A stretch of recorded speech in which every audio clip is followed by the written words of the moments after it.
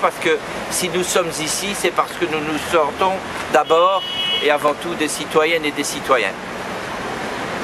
En 2005, pour la première fois depuis 1957, c'est-à-dire le traité fondateur de Rome, les Françaises et les Français ont été appelés à se prononcer sur l'ensemble des textes.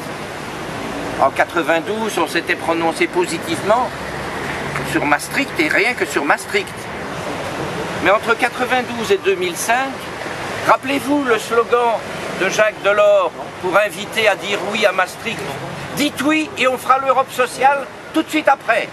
On l'attend toujours. Et c'est un petit peu en termes de bilan global que la majorité des Françaises et des Français se sont exprimés en 2005 sur cette Union européenne dont on avait promis monts et merveilles et dont on voyait, comme disait très bien Pierre Bourdieu, que cette construction européenne, c'est en fait une destruction démocratique et sociale. On a dit non, André vient de le rappeler, ce non a été bafoué par ce que j'appelle moi un crime contre la démocratie et tous ceux qui y ont contribué à Versailles en portent la responsabilité.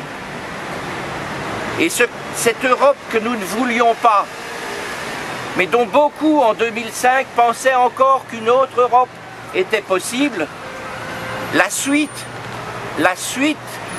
du processus européen nous a montré que ce que nous disions en 2005 était tout à fait pertinent parce que ça s'est vérifié.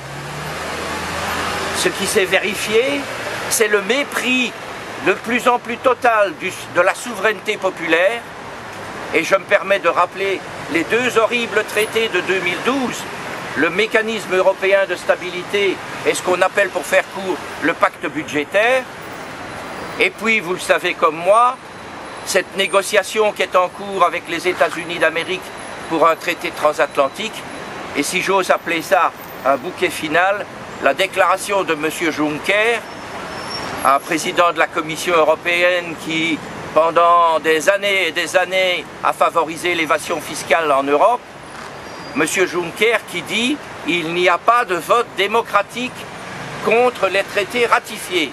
Ce qui veut bien dire que cette Europe-là, que cette Union européenne n'est pas réformable.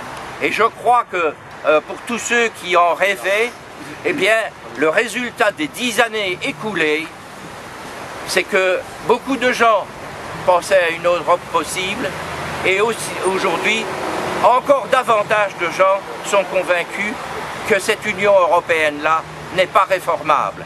Il nous faut en tirer les conclusions. Il nous faut en tirer les conclusions, et d'abord en France, parce que n'oublions pas que ce sont les gouvernements, quelle que soit leur couleur, qui sont les véritables décideurs de cette Union européenne qui nous prive de plus en plus de la capacité de décider de notre propre destin. C'est quand même effrayant, je lisais dans un journal que l'on dit Vespéral, tout à l'heure, qu'aujourd'hui, nos gouvernants n'osent plus questionner les peuples.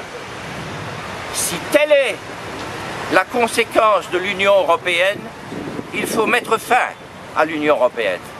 Merci.